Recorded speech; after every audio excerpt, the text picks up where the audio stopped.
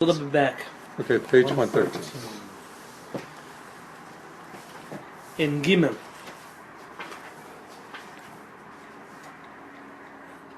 Amul Chazal, the Rabbi say, al pasuk on the verse, Zeh Shmi Leolam, V'zeh Zichri Ledor Dor. This is my name forever, and this is my remembrance for all eternity. Amar HaKadosh Baruch Hu 113. Says Hashem, Lo k'shani nichtav ani nikra. Not the way that I am written is the way that I should be called.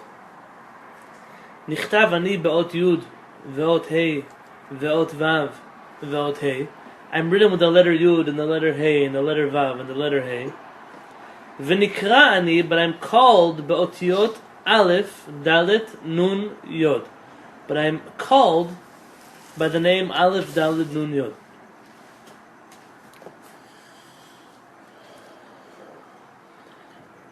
Uva Mishnah, and the Mishnah in Sanhedrin, Dat Abba Shaul, the opinion of Abba Shaul is Shehauget Hashem be'otiotav, that someone who says Hashem's name just by saying the letters in consecutive order.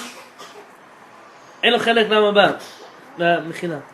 Someone who says Hashem's name in the way that it's written, not the way that it's said, is forfeits his portion of the world to come. Uv'masechet avodah zara, and in tractate avodah zara, Amru, our Rabbi say, Sheribi Chanina ben Teradion, that Rabbi Chanina, the son of Teradion, ne'enash, was punished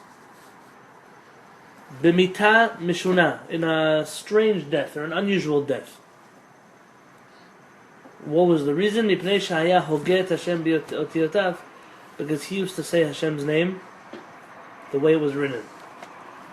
Big tzaddik, one of the 10 martyrs of the Jewish people who were murdered. But it seems to be that opinion in the Mishnah says that the reason he died was because of this. V'ishto ne'enchaimo, his wife was also punished with him. L'fishelo michtabo, because she did not go against him, she did not protest his actually using this name. You see from here two things. One is that even with tzaddikim, they have to be careful. Hashem is not their buddy. He's not anyone's friend. He's not anyone's. He loves us, but not a buddy that you call him by his first name. And the second is that you have an obligation over someone else's actions when you have the ability to protest them. When you see someone say something wrong, do something wrong, and you have the ability to stop it, you have that obligation to stop it. And if not, you could be held responsible for that. That's why our rabbis were very careful never to be found in the company of people who they could not trust their actions or their sayings. Because if they were and they didn't protest, then they'd be considered accountable for the things. You can imagine this similar to guilty by association. But not so much association as much as you had the ability to say something and you didn't. I was once in a synagogue and I was young. And in general, my rule is when there's a rabbi in the synagogue, you don't say anything. The rabbi runs the show. Maybe I was young, I wouldn't know if I would do it again. It was a Chabad synagogue. And people were screaming that the Rebbe is Mashiach. And for me, as a person who's a big, big, big fan of the Lubavitch Rebbe, I spent about an hour and a half last night watching Torah from the Lubavitch Rebbe. I'm a big fan of the Lubavitch Rebbe. You could spread that news, because I don't know if everyone knows. I view, the Shulchan Aruch says that anyone who disgraces a Talmid Chacham, what is disgrace? Talmid Chacham is someone who makes his name be defamed or defiled among other people, loses their portion in the world to come. Right. And if there's any reason why, when the Lubavitch Rebbe was alive, his genius was spreading over the world, and why today I believe that so many people are afraid to even touch his books with a 10-foot pole, it's because of this false belief, it's a dark shadow on the Lubavitch Rebbe's name. And those who perpetuate it, I don't see them as diehard lovers of the Lubavitch Rebbe, but as those who want to blemish his name. And as a kid, and maybe I shouldn't have done it, I said, stop! Don't say it! And I remember some guy, I'll never forget, he held me by my collar. He said, I'm older than you, and I'm going to punch you in the face. Shiva boys, what are we afraid of? Today I'm afraid. Then I wasn't afraid. I said, but you can't say that about the Rebbe. And he punched me in the face. Wow. And I don't know that I would do such a thing again. But someone who would be in that situation, I would ask them, if you can't say stop, then you should just step out for that moment in time when they're saying such a thing. You should not be pyriv around things that are wrong. If you're in an event and there's mixed dancing, you don't need to. If you can, let's say you're the rabbi of the community, it's your situation where you're able to say stop. So you should get up and say stop. But if you know that no one's going to listen to you, it's only going to make it worse. Now you told them to stop, and they're still doing it. So now they're mixed dancing, and they're publicly not listening to the rabbi. It would be better for you to get up and walk away. At least for that part to go away. Don't worry about it, Rabbi. If Because you're- yesterday it was an argument between me and Chava. I wanted to go, and if there will be this dancing, I will stay and say a couple of words aloud to show that there are people who disagree. And Chava said, no, if we go, we support the event, so let's not go at all. the answer is neither of them. You know about the Israeli festival yesterday, maybe? Yeah. Barry, you taking notes? Oh. The answer is neither of them, in my opinion. My opinion would be not necessarily going somewhere do you give a stamp of approval to what it is that's going on there. Sometimes yes, and you have to know what it means when you go to such an event. I wasn't there yesterday, but not because of the mixed dancing. I wasn't there because I felt that there was a decision this year to push out the Jewish part of the Jewish community event. Yeah. And I don't want to be a part of that. I would much rather it be a Jewish event with Reform and Conservative and Reconstructionist and Humanistic and all kinds of other groups than to be an event without anything Jewish inside of it.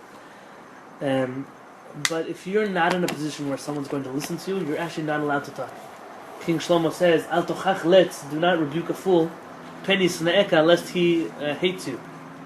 If it's just going to make you look bad, religious people look bad, it doesn't help to say anything. Only if someone's going to listen to you, if you were able to influence them. Let's say you have a bar mitzvah, and it's your son's bar mitzvah, and at the bar mitzvah, all the kids are going to start mixed dancing. They're 13 years old. It's not 25. It's not they're not weddings, and they're now independent and they paid their own way. It's somewhere where you have control. You have to get up and say, "Stop! I'm going to turn off the music." I asked. No, I know that it's not. I had that situation as well last year, but with Ariella, you don't. Right. Well, it wasn't. I could make the argument that you weren't the only one there who could have a say. In my. I don't mean to offend you, but No, I know. at that wedding, I left for part of the wedding. That was a beautiful wedding. By the way. Beautiful wedding. Just, What modern Orthodox hold by, I guess the Upper West Siders do. there's no self-respecting rabbi who would allow mixed dancing.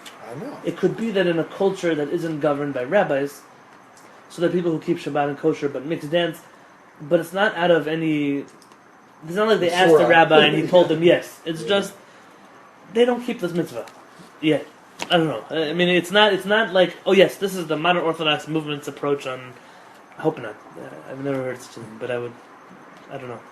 And like at that bar mitzvah, you'd have to get up. I've many times told people that an event it's my event, and I brought in music, and I tell the band, if you see people dancing with each other, just turn off the music. It's not happening. At my wedding, I told the band that if they were going to pick up the chatan, me, on a chair, on a table, they should turn off the music. Because I believe it's dangerous, and you shouldn't be lifting people up on tables and chairs and throwing them over mechitzas and all kinds of things like that. And if it happens, just turn off the music. I was in one wedding where I saw like three, people stack up like 3 high on going round and round in circles. Ironically, in Israel, there was a famous wedding singer who was singing at a wedding, and they carried the groom up on the table, and the groom fell off and spent the whole Sheva Brachot in emergency room in the hospital. I believe it. And Rabbi Lieberman just fell off the table. and he said, how could it be that instead of going home to his bride, he went to the emergency room? And so he made a rule that any wedding that he plays, if they lift people up, they stop the music. And unfortunately, in the religious community in Israel, they arranged a boycott of his band. I mean, they're telling you in your face, don't do things that are dangerous. and they're telling him back, "We don't care. We hired you to play music." And he's right. The truth is with him. It's an important thing to know. You are responsible for the people around you, their actions. Children, till a certain point, dressing tsanua, speaking curse words. Obviously, there's an age where you're not in control anymore. But until that age, you're allowed to say, "I'm a parent, and my parents, these are my rules, and my rules. Oh, you don't like it? Go pay rent somewhere else." You're allowed to say such a thing. You can't expect a person to know from the world around them how to be. And the most you see from here is that the wife was supposed to be keeping the rabbi in line. You're not talking about 2015 where maybe the lady went to seminary and she now has a college degree and she's working part-time. You're talking about a world where I don't know who Rabbi Chanina ben Teradon's wife was, but I don't know if she was Rabbi Chanina ben Teradon. But she still had an obligation to keep him on his toes in areas of halakha. Rabbi Abulafia had a book, I think it was Sefer Otiyot, a book of names. And he warned people before saying these names, if you say them wrong, God forbid, you can paralyze a limb using these names. I believe it. I believe it too. I know about his daughter, but what happened with the wife? Because the Gemara, I think, says about daughter. If the Gemara mentions his daughter, I don't know. Let's look up in the Gemara. It could be that his wife was punished by the fact that her husband was killed. I mean, why did she deserve that thing? We'd have to look it up. It's the Gemara in Masechet Avodah Zarah, Yud Chet. By the way, just now, I have to say, Nepal spoke about it. I have a student there. It's not something that's far from me. Yeah. Are you allowed to hike Mount Everest according to halakha? It is considered to be a sacred mountain. You're going on the Avodah Zarah tangent. Not necessarily because it's for It's extremely Sherpas. It's like for one group of people. So what am I really asking? Am I asking, are you allowed to do something dangerous Yeah. Okay. No. according to Jewish law? Every year people die with their... Oh yeah, every Doesn't. right. That's a whole other issue. Normal circumstances, right? No? So, the Poskim tell us that you're not allowed to do anything that's definitely dangerous. And things that are maybe dangerous, you're only allowed to do them... What does definitely dangerous mean? Like jumping off a cliff. Going up somewhere dangerous, you're allowed to do for a mitzvah or for a parnasah. So you're a window washer. You have to go up on these high buildings. And just last year, people died Israelis In died Israel. in Nepal. In Israel, it was an Arab who cut the ropes on top. In Israel, the guy was washing windows. Oh. I think it was Erev Pesach or something, and he fell and died. And the state of Israel still doesn't recognize it as a terrorist attack. Because in Israel, if someone's recognized a victim of a terror attack, they have to fund the family. So it's better for them to say it was an act of criminal behavior than an act of terror. So they're still fighting in court about that story. I was just reading about it recently in the news. Are you allowed to do such a thing? So for Parnasas, some would say yes, you are allowed to do it. For the fun, just for the thrill to do things that are dangerous, you're not allowed to do halachically. It costs $50,000. England. It's not for Oh. Parnassa for sure. Even They pay $50,000. Bal Tashchit, maybe losing money, it's also a problem. You're not allowed to do such a thing. But anything dangerous, a Jew's not. There are halachot in the Torah. And what if it's just maybe dangerous? Not everyone who goes up dies. I'm not judging those who are there, Khalila. If someone were to ask you now, can I do it? Can I go rappelling? Can I don't know, those people, they do motorcycle stints on the sides of cliffs and over the Grand Canyon. And are you allowed to do those kind of things? The answer is no. But not everyone dies. It's true, not everyone has to die for it to be dangerous. But why should it be? Rav Aviner used to say, ask the amount of insurance these companies have to pay for allowing customers to do such a thing, and you'll see just how dangerous it is. It's not the same as if they're rock climbing inside of a building. It's a different kind of sakana. A Jew is not allowed to, and it's a biblical prohibition, not a rabbinic prohibition. It's a biblical prohibition, meaning that if you're in doubt as to whether it's dangerous, maybe it's only a little bit dangerous, you still can't do it. Just like maybe it's a little bit of pig. Maybe. Still not allowed to do it. All of these halachot go inside of it. Driving without a seatbelt. Speeding on the freeway. Sometimes you're 90 miles an hour people doing that. The person is going to save 20 seconds and is upping his chances of dying by 100%. According to halakha, such a person is committing suicide when he dies. Not a person who has died in a car accident. And what's the first thing that happens? Oh, Hashem, why did he do this? So why Hashem did it? Hashem said, be safe. And so someone chooses to drive without a seatbelt, 20 miles over the speed limit, 30 miles over the speed limit, and now it's Hashem's fault. It's a little bit of arrogance, of chutzpah. We have to know. So maybe life gets boring, so we can't do anything. You're not allowed to do things that are dangerous. So add it to the list of rules of things that Jews can do. Well, what about a soldier? What about a police officer? That goes into the category of? Parnasah. Very interesting. It's to see the parnasah. Someone's eat as mitzvah. Let's say you're in Israel. Saving lives. But then you get into a good question. Are you allowed to put yourself into danger to save someone else's life? Can a doctor go into a situation where he's going to get sick to save other people's lives? Ebola? Something like that. So it's a big argument in the Gemara. Not everyone agrees. But imagine this following scenario. Two people are in a desert and they're a day away from reaching where they need to go. And they only have one jug of water. If they split the jug of water, both of them are going to die. It's a Gemara in Bava Kama. And if one of them drinks it, he'll make it to the other place, but the other one will definitely die.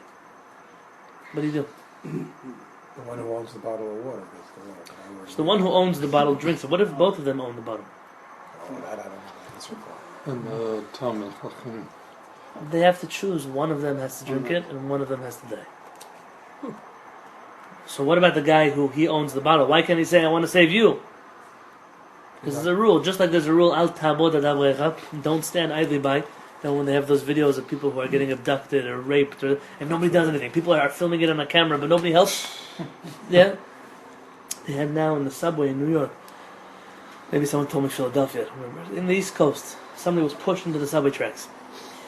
And the police had like 20 or 30 different people filming it on their iPhones. And not one person went in to help him. He got killed by the subway. Insane. The PSS and the Rebbe calls this, everyone's expecting someone else is going to help him, and nobody's going to help him. I call it, it's this prohibition. Al ta'amod adamrecha. You see someone in trouble, you're not allowed to stand idly by. But the question is, how far does this go? What if someone has a car accident inside of the street, or someone has a problem with they need a jump start? Are you allowed to drive by? Can you wait for somebody else? A lot of halakhic questions come here, but we're talking here about life and death situations. I think you need to help. Yeah. Even if it's some risk involved, a little bit of risk. Right. But in order to save someone. Yeah. Well, so here what we would say is there's another rule. The other rule is chayecha kodmim. If you have to choose between your life and someone else's life, your life comes first. That's halakha. Like they tell you on the airplane. What do they tell you on the airplane? But the Please put your own airbags. mask on. Yeah, please put your own mask before helping somebody else. Yeah. Why do they tell you that? Because a natural human reaction would be if there's a child, or there's a wife, or there's a brother, or someone would try to help them first. And halakha is, maybe they don't know halakha, but halakha is you have to help yourself first. So you can help. So in order to be able to help. Yeah. Right. These are not simple questions, and we should never be khalil in such situations. But danger, being in sakana, is a very, very, very big area of halakha. Many rabbis went out of their way not to put themselves into danger, in extreme fashions. Like I told you once about the Rambam. What did I tell you about the Rambam and the etrog? Someone told me. Rambam, etrog, and a knife. Tell me what I told you. I remember you talking about it, but I don't Like they remember. were starving or something and bought us expensive. I don't ever give tests. Yeah. The Rambam says you're not allowed to put an etrog, a knife inside of an etrog. You can't stab a knife inside of an etrog and leave it like that. Why would someone do that, by the way? To cut it open to eat it. No, but you're just leaving it inside of the etrog. It's just a stum. It's just for fun. They Well, forgot. dangerous. Has anyone ever gone on like a camping trip and you want to take a knife with you, but you don't know how to pack it so it's not going to poke out? So you stab it inside of a fruit. And that way it stays secure, but it doesn't cut anybody. The Rambam says you can't do such a thing. Because maybe the etrog is going to roll, and the knife is going to roll with it. And the etrog is going to fall, and the knife is going to poke out from the other side. And someone's going to walk by it and trip. and they're going to trip exactly onto where the knife is in the etog, and they could get injured or Khalil get killed. That's why you're not allowed to put a knife inside of an etog. My mother was right. So our rabbis say, well, that's such an exaggerated doubt. Look, when's the last time that happened? The Rambam says that's how strict you have to be about the laws of danger. I mean, we go crazy about the laws of kosher, the laws of tefillin, and the laws of Shabbat. How many of us about the laws of danger? I speak to myself also. We're all part of this category. I just told somebody who was smoking recently. It's not, you don't live in the 1800s where people told you smoking is good for your lungs and it makes you strong and it's healthy. Like, you know, Reagan dresses up like a fancy doctor. you buy a package of cigarettes.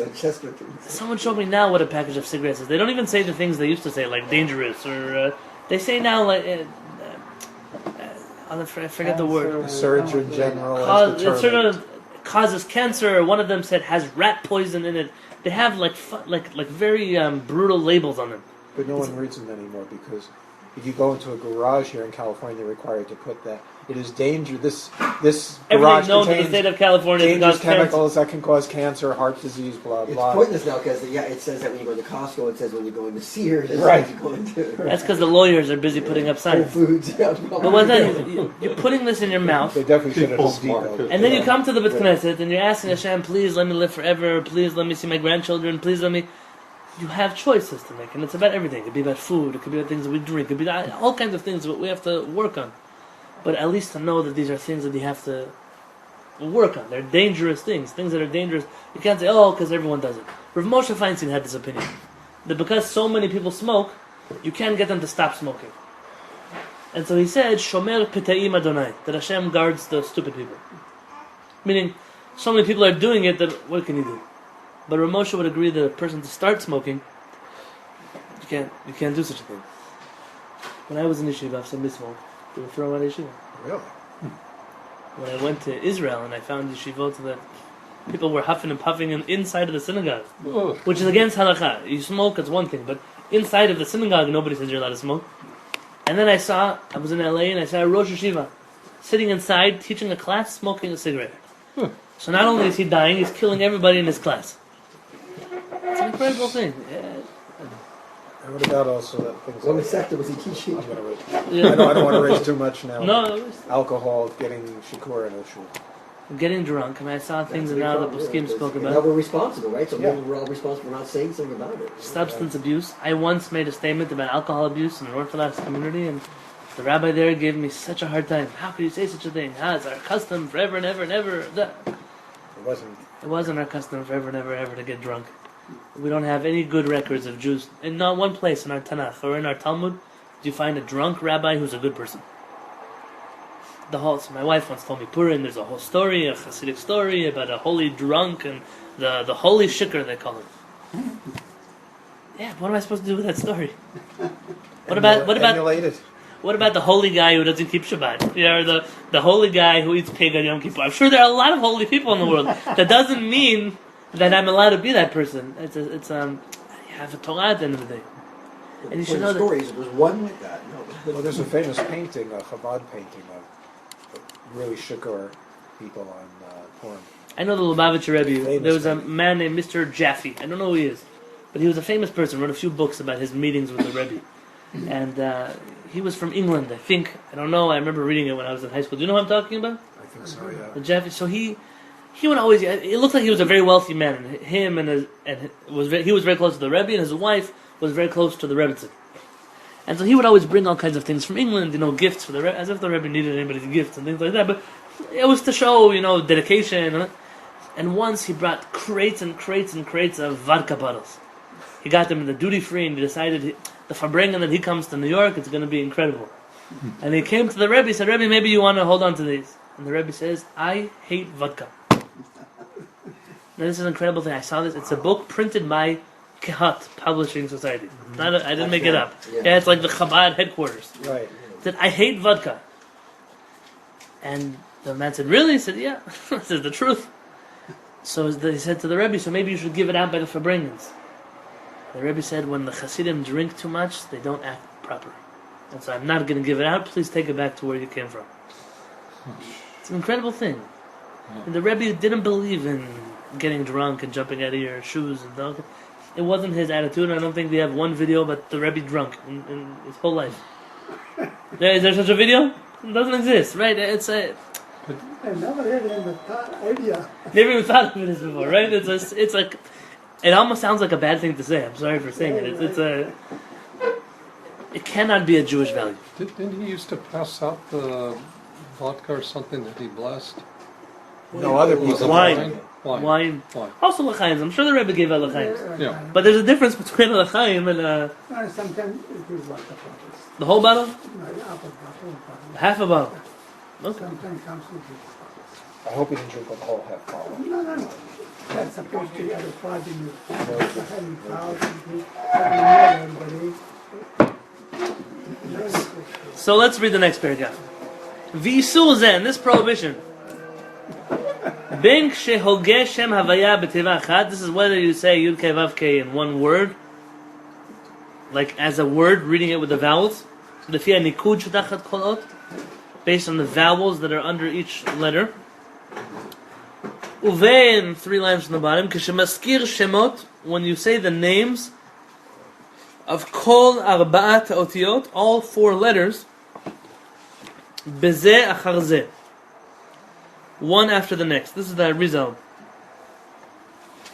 You can't either say Yud K Vav K, substituting the K's with H's. Understand what I said? Not only can you not say Yud K Vav K as a word, you also can't say those 4 letters together. You have to interrupt them. That's why you'll see us say Ot Yud, Ot Hey, Ot Vav, or with Vavs, or you'll see it say Yud K, Vav K, you hear those things? Yeah. Havaya is the way that you would say it when you learn. That's Yud K, Vav K out of order. Havaya literally also means the existence, meaning the existence of the world. Well, that's like at the beginning of prayers where it says unify the Yud K with... Right, very good. The Okay. Shem Yichud Ad is going to be the next page. Oh, okay. So when we say that kavanah, we say Yud K Vav K. Yeah. We never say Yud. Or Ot Yud, Be'ot Hey, Be'ot Vav, Be'ot Hey, we would separate those letters. That's V'lachen, and therefore Hanoagim, actually it's right here on this page. Hanoagim, those who have the custom, Lomar L'Shem Yichud. L'Shem Yichud. What is the Shem Yichud? the unified name. It's a special prayer we say before we do any Yeah. mitzvah. It's like a meditation that I've never seen anyone meditate on. Before you do any mitzvah. Before Baruch Shema. In Moroccan communities, they only said it on Sfirat Omer. In Chabad communities, they only say it on Baruch Shamar in the morning. In Iraqi Sephardic communities, they say this on every single tefillah during the day, on any mitzvah. In the Ben Ish Chai's community, you say it before Kiddush, you say it before washing your hands, you say it before Birkat Hamazon, you say it before Ma'am Achronim, you say it before this, you say it before everything, you say L'Shem Yichud. I once had a guy pick me up in his car. A Jewish guy, he was giving me a ride. And I got in the car, and before he started the car again, he said, L'Shem Yichud, Kodesh Baruch Hu, I'm coming to fulfill the mitzvah of Avavta l'Reacha Kamocha, of loving my fellow like myself, and I'm giving him a ride back to his yeshiva. Amen. And then he went, I said, I've never seen that in my siddur before. He told me he's right. The Chidah says that every time you want to do a mitzvah, you have to say L'Shem Yichud. He told me that in school he used to drive his friends crazy because when he used to pick up their pencil, he wouldn't pick up the pencil before he said L'Shem Yichud. Oh, Is this only for Sephardi? No, this is a all over Kabbalistic custom. In Ashkenaz, not Hasidic Ashkenaz, but in real Ashkenaz, there is a different alternative to L'Shem Yichud called Hine Nemuchan Umzuma. Right. Hine Nemuchan Umzuma. You know what I'm talking about? They do it before Birkat Hamazon, and to the best of my knowledge, they do it before Sfirat Omer. I don't know that they do it by any other mitzvot. I saw it also before Tefillin, I think, and Talit having one. It's not the same thing as L'Shem Yichud. It's the second half of L'Shem Yichud. What do I mean? I have a book on my shelf. Questions and answers.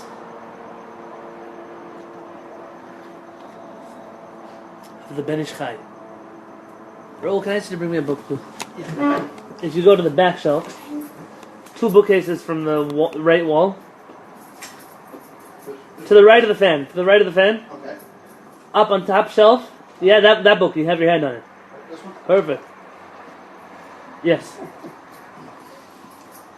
Can you, by the way, explain the meaning of this Hashem? Everything I'm doing right now.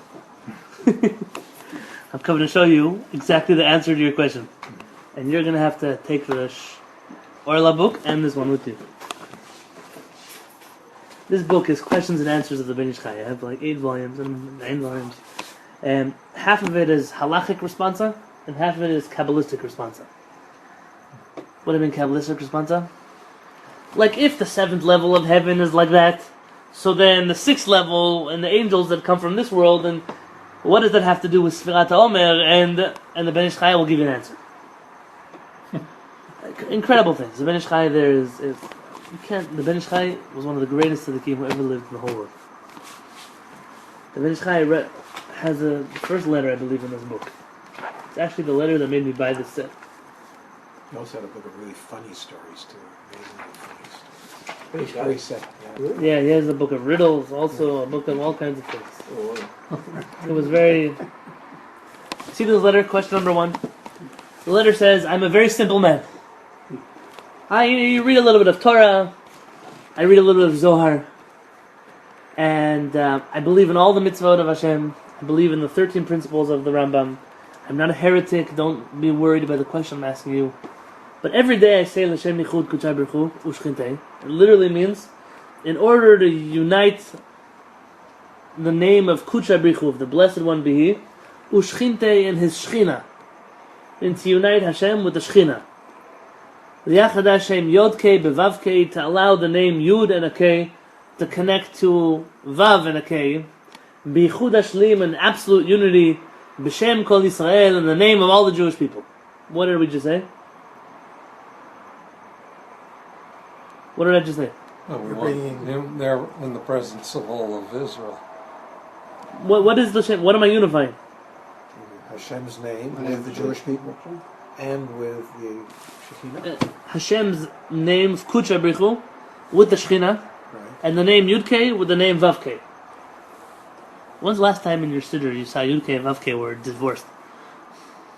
So why do we have to unify them? I mean, what are you busy unifying in? So we can say our blessings. And then we say B'tchilu Urchimu with love and fear and love and Urchimu and Echadash, all kinds of things we're saying, all kinds of Kabbalistic mumblings we're saying. It says, all I ask, Rabbi Ben Ish Chai, is please give me a simple answer, as simple as you can get it, and your reward will be double from heaven. That's the question? Look how long the Ben Ish Chai's answer is. Simple answer.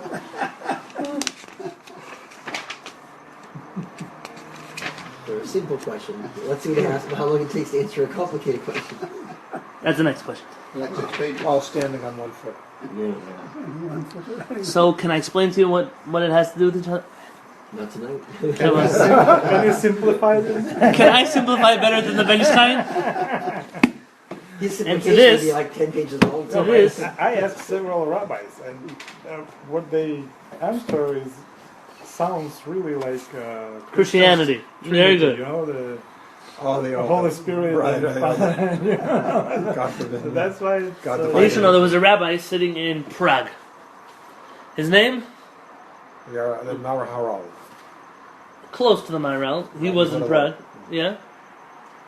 This one was the Noda B'Yehuda, Rabbi Cheska Landau. You've heard of him. The Noda B'Yehuda was a big Talmid Chacham and had a very small place in his tolerance for people who dealt with practical Kabbalah and didn't have any idea what they were doing. When I say very small place, I'm being very generous. I told you a story about him once, you just may not remember. Remember he gave the lady a blank amulet? Right. A lady needed an amulet and he gave her a blank one and said, as soon as it erases itself, you'll become healed. This is the Noda B'Yehuda. The Noda B'Yehuda says nobody should say L'Shem Yichud. Because nobody understands what it means. So don't say it. So what's the point of saying something you don't understand? I didn't say that. Really, because I And not only that, what I mean. the Noda B'Yehuda has some real big questions on the idea behind the L'Shem Yichud. Is it really even a Jewish idea? And he says, we don't say L'Shem Yichud where I come from. We will never say L'Shem Yichud where I come from. It seems to be that many of the Ashkenazim follow the Noda B'Yehuda's opinion on this, and that's why you don't really find L'Shem Yichud in the Ashkenazi Siddurim. Until the Hasidim come along, and start introducing illegal contraband into the siddur. So of course they're going to bring the L'Shem Yichud into the siddur. It's always in small print in the Ashkenazi Sidurs, and it's the only time I've seen it is before the Omer count and when you were shaking the lulav. Interesting. Does it say some communities say something like that? I don't know. I'm not sure. Interesting. So there are 2 points of L'Shem Yichud. The first part is this whole thing about unifying Hashem. 1. There's a second part of L'Shem Yichud. I spoke about this on Shabbat. If you do a mitzvah without the proper intention, do you receive the reward for fulfilling the mitzvah? Yes. Give me an example. If I put on tefillin, I said on Shabbat a talit. Let's say there's some Jewish guy downtown. He finds a talit on the side of the street. Oh, look at that, black and white stripes. I like those strings, and he starts wearing it every single day. No idea that it's a talit. He has no idea he's Jewish. Does that count for him as a mitzvah? No. Doesn't understand. Rabbi Yosef Karo says no. You don't receive the reward for a mitzvah unless you actually have in mind, when I'm doing this mitzvah, this is the reason why I'm doing the mitzvah. Not everyone agrees with I Rabbi knew Yosef. somebody who actually Yeah. did something like that. So what about Yeah? the He used to come here. He thought he was Jewish, but he didn't have a proper conversion. And Interesting. I ran into him in New Mexico, and he was wearing the talit tied around him like a scarf with no shirt on and Wonderful. shorts, walking around. That was his outfit. Wonderful. This one is helping said- somebody. Knowing or not knowing is helpful. This- The what? If you help somebody, Yeah. that's mitzvah. Whatever your intention is helpful. Let's say somebody, every Friday, they light candles in their house. Not because they believe in Shabbat candles. They just think they like incense. They like those scented candles. Do they get a mitzvah of lighting Shabbat candles? By the way, there's a lot of villages in Armenia where women on the Shabbat light the candles. And in New Yeah. Mexico too. And they the hidden believe Jews. that they, the descendants of somebody. That's really something different. See, there they already have something in mind when they're lighting the candle. What if they just like the incense, the smell, the scent of, maybe that's the word, the scent of the candle? It's not in the right framework. Because So Maran says, yeah, if you don't have the proper intention when you do a mitzvah, you don't get it all credit for the mitzvah. It depends. Many poskim disagree with Maran. And they say, Maran, listen, at the end of the day, the guy did a mitzvah. What, he can take away all his mitzvah? So all of us, who, when we're putting on tefillin, we're still a little bit tired from bed, and we didn't think about, the reason we put on tefillin, it says like this in the Rambam, and like that in Shulchan Aruch, and that says, so all of us don't ever get a mitzvah from wearing tefillin? But the original intention of putting the tefillin on was to do a mitzvah when you started. So the question is that enough of an intention according to Maran? It depends how far away you get from the original intention. Well, what if is the intention of I'm doing the mitzvah of tefillin, and then someone says, well, why do you put on tefillin? And you say, is that enough of an intention to count as putting on tefillin? I mean, you're talking about whether he cognitively understands what he's doing. Right. I mean, how much education does there have to be? So, there are even many Sephardic rabbis who disagree with Maran. But at the end of the day, Maran is Maran's halakha. It's for this reason that before you make the blessing on the lulav and etrog, you don't pick up the etrog. Whereas the Ashkenazim can hold the etrog upside down or however they want. We hold it, really we should be doing like the Ashkenazim. Because the Ashkenazim might agree that it doesn't make a difference. We are the ones who say that if you don't have the intention to do the mitzvah, so it doesn't count. So we'll just say we don't have intention to do the mitzvah yet, and then make the blessing. The Vilna Gaon used to do that. He used to hold the lulav and etrog right side up. He would say, he would walk the shul like that. Right side up. And he would say, I'm not having in mind to do the mitzvah. But there's so many rabbis who disagree with this opinion of Maran. At the end of the day, what am I trying to tell you? The second half of L'Shem Yichud is a very nice paragraph, which says the reason why we're putting on tefillin, the reason why we're putting on talit, the reason why we're doing Birkat Hamazon, the reason why we're doing Kiddush, the reason why we're adding 3 drops of water into the Kiddush, the reason why we're using a cup, and the reason why we're... And so if you really understand what you're saying... Not required. What? Adding water to the wine is not some people's custom. Adding water to the wine. It's my custom. So in my siddur, it'll say adding 3 drops of water, right? Meaning everyone in their own versions of this prayer. So that part of getting yourself in the right framework is valuable in the L'Shem Yichud. Question, do you have to verbalize it, not verbalize it? Let's suffice it to say that it doesn't seem like the Jews across the world all had this custom of saying their intentions before they did a mitzvah. It could be a noble thing, but not enough to demand from you to do it. I remember when I say l'shem yichud, I'm not going to lie to you. Whenever I get a chance. If I'm late to mincha or something like that, I skip it. But I asked the Rav Peretz, if I'm praying alone, do I make the version of l'shem yichud into singular instead of plural? And I realized from Rav Peretz's answer that he doesn't ever say l'shem yichud. He didn't know what I was saying. I'm such a big company. See? Rav Landau, Rav Peretz. Is there a problem with holding the etrog upside down before you say the blessing? Because are you The Ashkenazim do that. The Sfaradim Yeah. choose to leave it on the table. But it would seem like there are other ritual objects you would never turn upside down. I know they have writing on them, but you wouldn't hang them. I've seen poskim saying not to do it, but never for the reason that it's degrading to the etrog. You put it in the box sideways. We would never put things like that sideways. I don't do it, so I put it on the table. But Well, what's the reason for actually?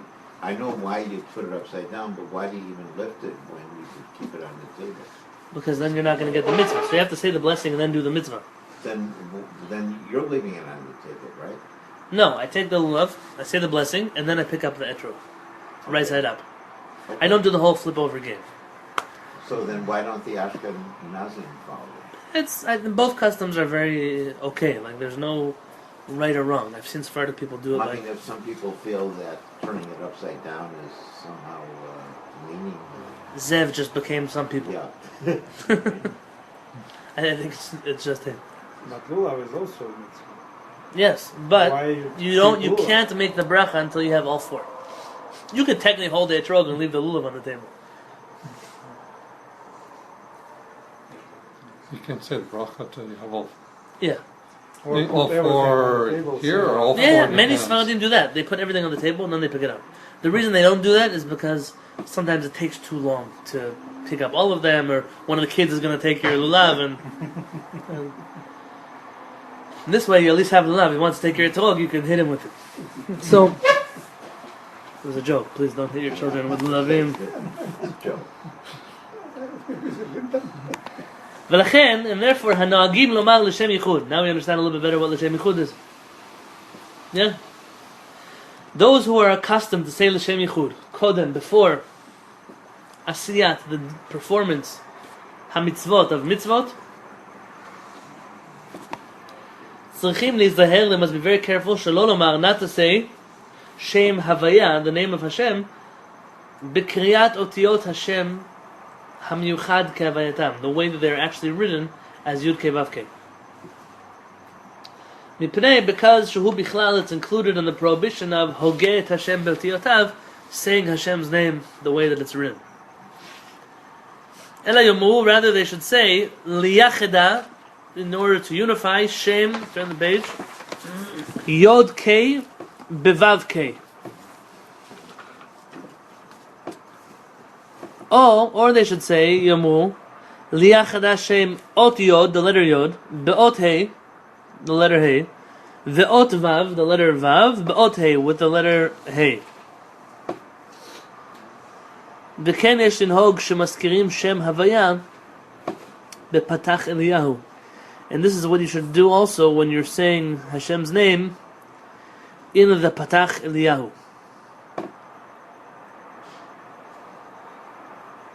It's B'tach. Oh, yeah. That's one of their morning prayers. Yeah, waiting for Barry to ask the question. What is Patach Eliyahu? I thought you were asking. Yeah, he was asking. Yeah. Yeah. So I was asking. What's the answer? Yeah, that's one of the first prayers we say in the morning. If you ever been the regular prayer. to a real Sephardic Tikka shul, Leah, it takes like 3 hours till they actually start praying. I'm exaggerating a little bit, but they gotta wind up the machine. They start with the brachot. 3 o'clock in the morning. And then they start with all kinds of songs. Yigdal Elohim Chai, and Adon Olam, and Agad Elcha, and Matovu, and then they start reading Korbanot. All before the Korbanot, though, they read Patach Eliyahu, which is a verse from the chapter from the Zohar of Eliyahu Navi opened up and started describing Hashem and all kinds of things about Hashem. That takes a good while. And after Patach Eliyahu, they started saying all kinds of other bakashot, and then they started saying Korbanot, and Until you get to Baruch She'amar, in an Ashkenazi minyan, you could have prayed Rosh Chodesh Tefillah with Shacharit, Kriyat Torah, Musaf, Halel, the whole thing, and you would have been home already. I'm not exaggerating. It's the truth. Sfaradim, we take a very long time. As the Sfaradim have developed, unfortunately or fortunately, depending who you are, what kind of personality you are. Oh, that's the Patach Eliyahu. Depending what kind of person you are, it seems like through the influence of the Ashkenazim, we've started saying less and less before we actually start praying. Whether that's traditionally accurate, it's not a good thing to do. But patience-wise, keeping the community organized-wise, I think it's a proper move. Those who want to say them can say them before. But Sfaradim say Patach Eliyahu before every tefillah they do. Out loud. And with a chazan and the whole thing. And Patach Eliyahu says there, Yud Kei Vav Kei, and he's saying when you say the Patach Eliyahu, you should say it Yud Kei Vav Kei, or Ot Yud, B'Ot Hei, B'Ot Vav, B'Ot Hei, not the way it's actually written over there. I've never seen an Ashkenazi Siddur Patach Eliyahu. But it could be that some Hasidim have it. I just don't know. Yeah, is there such a thing? Patach Eliyahu? Okay, so these are. I think it is. I remember it. In the curve and the blue one. Could be. They have Tikkun Leah in there too. Right, that's Tikkun Chatzot. By the way, this is all after the midnight prayer, of course. Which You know, most Ashkenazic Shacharit services begin with skipping pages. I mean, honestly, they go right from the beginning, blessing Skipping whole chapters. into Rabbi Ishmael, pretty much. you know what they say about if there was a Sephardic Ashkenazi shul, they would start exactly an hour late. The Ashkenazim are very precise, and the Sephardim are late. So somewhere in the middle would be. Fortunately and unfortunately, Ashkenazim are very good when it comes to. I like it. I'll tell you the truth. When I was in Israel, I used to pray a lot with Ashkenazim on Shabbat morning. I could not do a 4.5 hour shacharit. I mean, sometimes you start. I used to start praying at 7:30 in the morning, and you'd be done around 12:30. It's a real challenge. And I'll tell you, you don't feel like people love it. I mean, there's a chazan and there's an excitement, and where else are you going to go on Shabbat? I mean, like, are you lazy? What are you going to do? If you like it, but if you don't like it, What about weekdays? weekdays, Sfaradim have a very interesting phenomenon. I don't know how it works about Ashkenazim. Sfaradim in the real Israeli communities always have these like 20 old men. They don't work. They have never worked. They will never have jobs. Nobody knows what they live from. These guys, they could pray for 5 hours in the morning if they wanted to, and they keep the. It's an incredible thing. You never understand a word they're saying. They read in like accents that are so off the boat that you. But it's like a fixture in a Sephardic community. You always have. I had an Ashkenazi friend. He would call them OSGs. The old Sephardi guys. But these guys are they're like the bread and butter of any real Sephardi community. You have to rush? Get out of here. Don't pray with us. Pray somewhere else. These guys will every day, after any tefillah, they're going to have food, and they're going to learn a little bit of Torah, and they read a little bit of Zohar, and finish all the books of Tehillim, every tefillah they have, and you wonder when they ever do anything else. It's a special thing about... I don't know if the Ashkenazim have such a culture of like old people that run the shul and everyone else can go. I don't mean to not derogatory old people. Old people generally are a little bit wiser and have priorities in life straight, and probably are not so pressured about I have to pick up the kids and take them to school and go to work and retired. In Israel, everyone's retired by 50, by 45, by wherever it's going to be. So they already start getting into this mode of going to synagogue every day and. It's an interesting thing. Working people, they have a separate meaning? Yeah, sure. We had a guy in our synagogue, his father used to work in the nuclear reactor in Dimona. And work started at 5:30 in the morning. So 4:30 in the morning, they had a meeting at the nuclear reactor. Wow. 100 people. And there are buses and trains with a meaning. With minyan I in really... Sure. In In New York, they have such things. Buses with Torahs and minions on And them. the chitzas and the bus. Yeah, sure. cool. I mean, you have it. We, unfortunately, outside of these, hubs of Jewish life, praying with minyanim, like as part of culture, it's unfortunately very far removed from us. Not in a good way. Yeah, I remember once being on the train in Israel and they announced Mincha, And so I walked with my father-in-law. Someone told me he announced mincha because I didn't know Hebrew.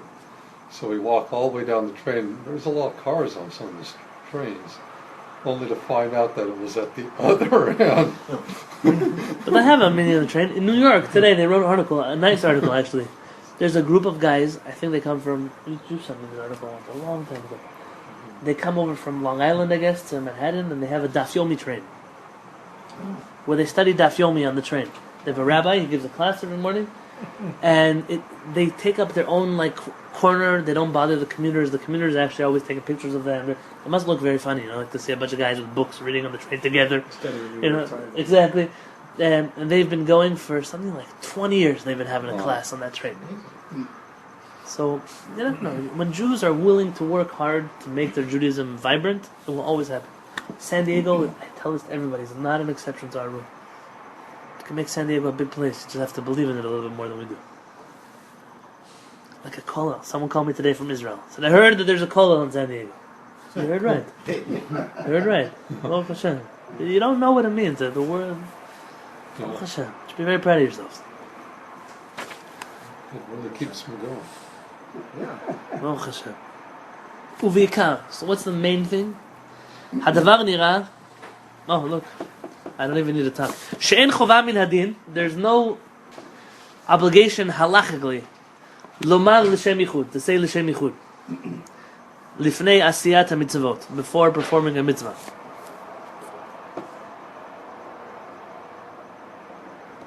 So it's all keep Kabbalah. V'dai bekach, and it's enough shemechaven l'shem asiyat ha-mitzvah. It's enough to just have in mind that I'm doing a mitzvah. Umidat chasidut, but it's an extra level of piety.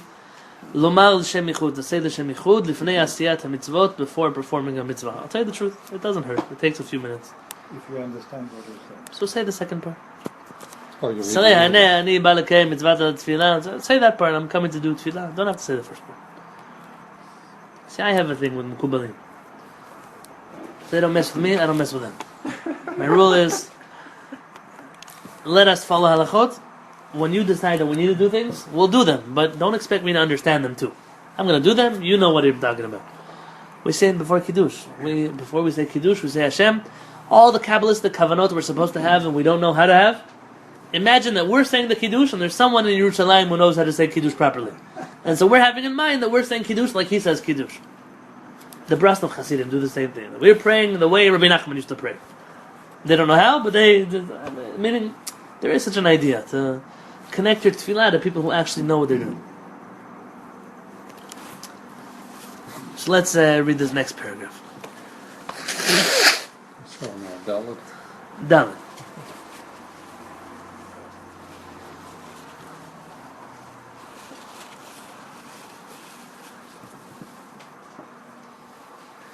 Kshomer Shem Aleph Dalet Nun Yud. When you say the name Aleph Dalet Nun Yud. Yichaven Perush Kriyato. You should have in mind the meaning when you read it. Shashem Yitbarach, that Hashem, blessed be He, Hu Adon Hakol. He is the Lord of all. right, the master of everything. Adon, the master. What does it mean, the master of everything? He runs everything, controls everything, and makes it all work. Exactly. It's his. It's like you own something. He owns the world. Everything, not just everything. V'chaven gam perush ktivato, and you should also have in mind the way that it's written. When it's written Yud Kei Vav Kei, Dahainu Shem Havaya. For example, if you're reading Yud Kei Vav Kei as Aleph Dalet Nun Yud, It's part of the 13 principles. it's part of 13. Principles of things.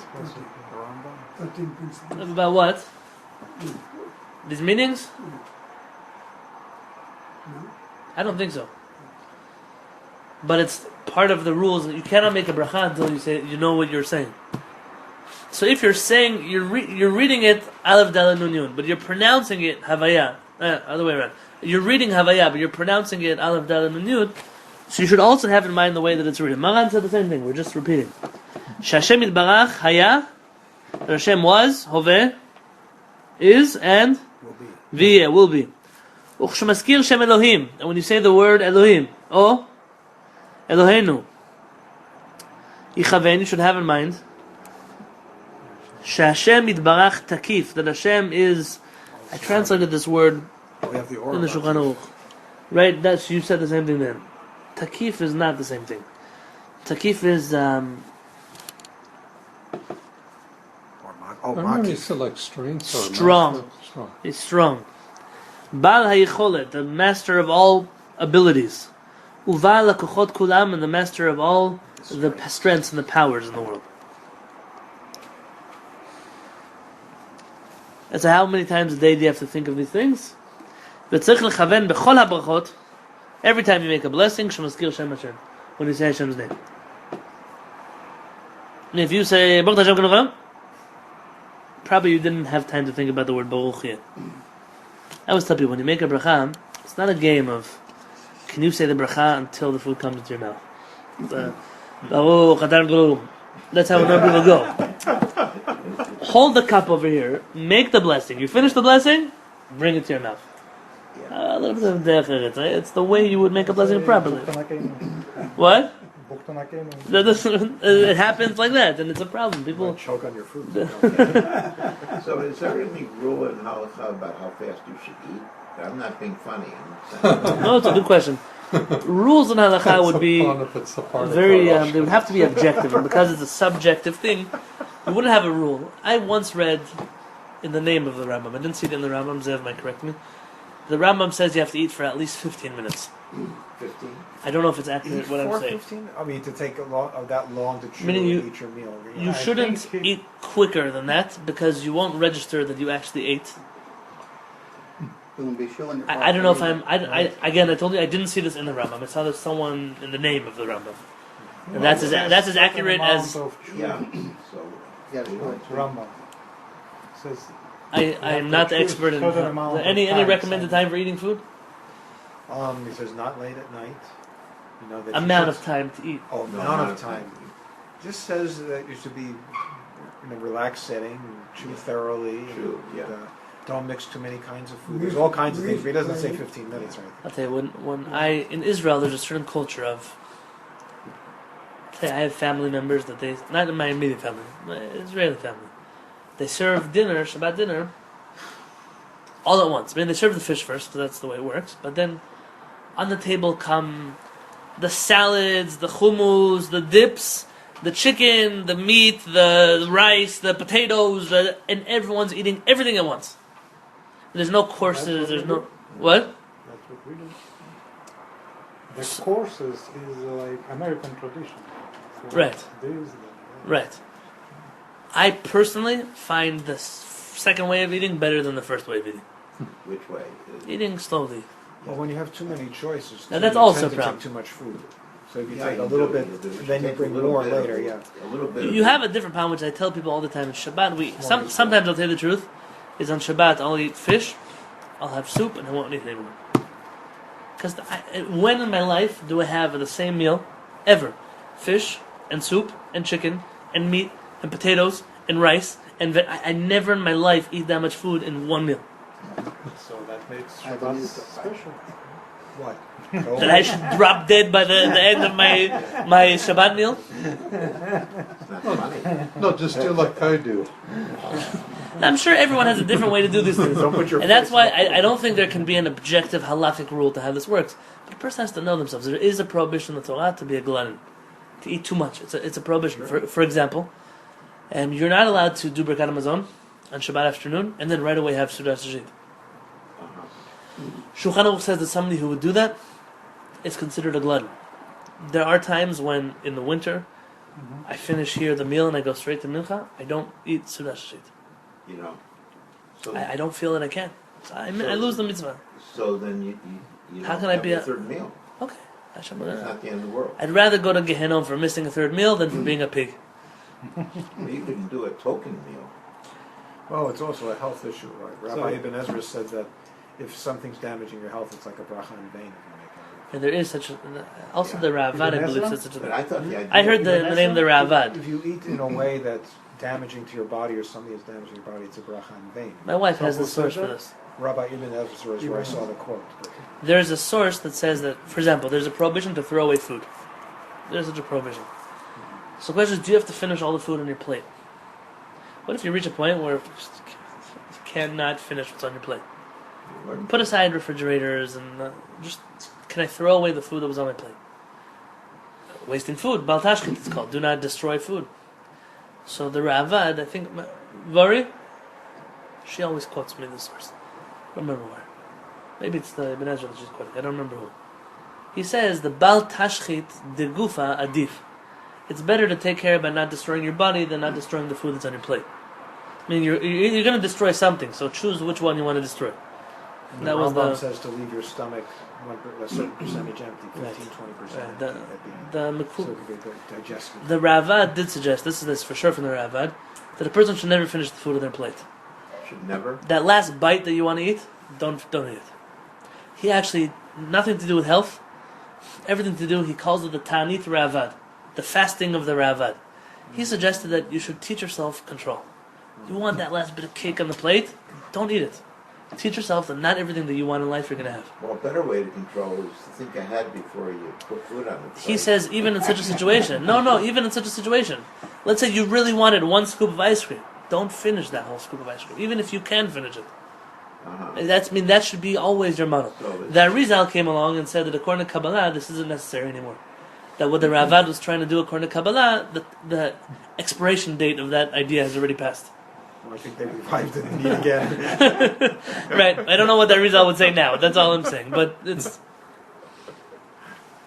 So... How do we get to this? Oh, by brachot.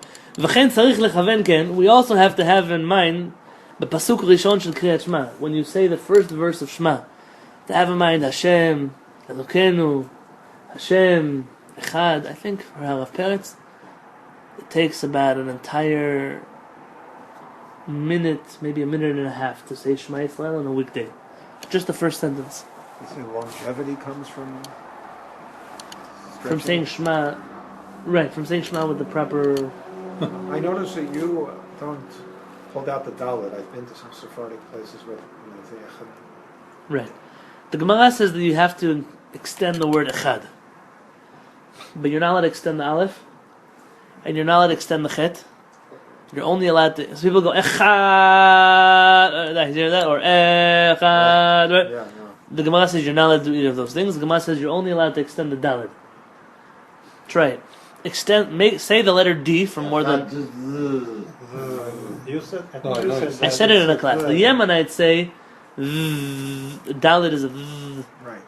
and therefore they can extend it. But because I don't pronounce Hebrew like that, there is no practical way for me to extend the Dalet and to go Echad. What that does is in Hebrew grammar, when you give an extra pronunciation on the last letter in a word, you're actually adding an aleph or a hey after echad. You're going echad, which if you would write it in English, you would be writing ECHADEH. What if you do it like Echad? Well, there's nothing to extend over there. So, seems like the is longer, right? Rav Ovadia suggests that no, you're not allowed to extend the chet. No, so Rav Ovadia says Dalet and just stop and think about the Dalet. That's the proper way to do it for us who don't pronounce it properly. So what to think about that? Extend the Dalet. The proper kavanah for Echad is Hashem is one. The second kavanah to have in Echad, Aleph, one God. Chet, one God. Chet, who rules over 8. What is 8? The